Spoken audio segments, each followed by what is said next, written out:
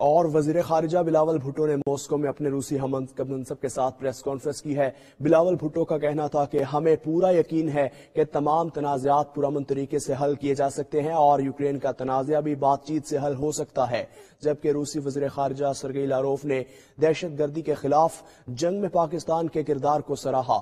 بات کرتے ہیں اپنے نمائندے شاہد گھومن سے۔ شاہد گھومن، کیا اطلاعات ہیں آپ کے پاس؟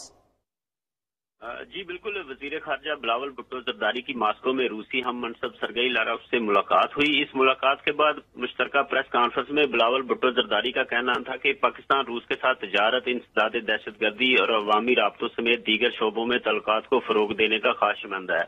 ان کا کہنا تھا کہ دنیا کے دیگر ممالک کو پاکستان اور روس کے تعلقات میں دخل انداز نہیں ہونا چاہیے۔ انہوں نے کہا کہ روس کے ساتھ توانائی کے شعبے میں مثبت بات چیت ہوئی ہے۔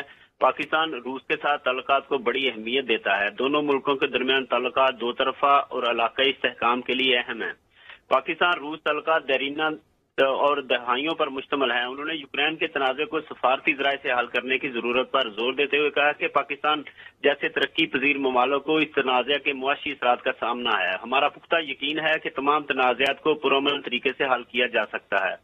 انہوں نے امید ظاہر کی کہ روس کی سفارتکاری کی مضبوط روایت تنازعات کے پرامن حل میں مدد کرے گی۔ بلاول بھٹو زرداری نے کہا کہ پاکستان روسی فیڈریشن کے ساتھ اعلیٰ سطحی رابطے جاری رکھے گا۔ اپنے روسی ہم منصب سے ہونے والی ملاقات سے میڈیا کو آگاہ کرتے ہوئے ان کا کہنا تھا کہ بات چیت میں دو طرفہ تعلقات اور علاقائی امور کے تمام پہلوؤں کو شامل کیا گیا ہے۔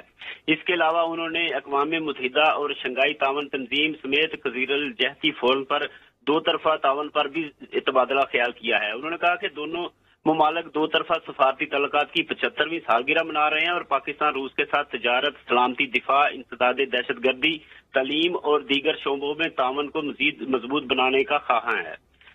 پاک روس توانائی تعاون سے متعلق ایک سوال کے جواب میں وزیر خارجہ کا کہنا تھا کہ پاکستان کی موجودہ حکومت ملک کی توانائی کی ضروریات سے نمٹنے کے لیے پرعزم ہے۔ انہوں نے کہا کہ پاکستان روس، امریکہ اور یورپ کے ساتھ اپنے تعاون کو قدر کی نگاہ سے دیکھتا ہے۔ اس موقع پر تعلقات کو قدر کی نگاہ سے دیکھتا ہے۔ شاہد گھومن، تفصیلاً اپڈیٹ کرنے کے لیے آپ کا بے حد شکریہ۔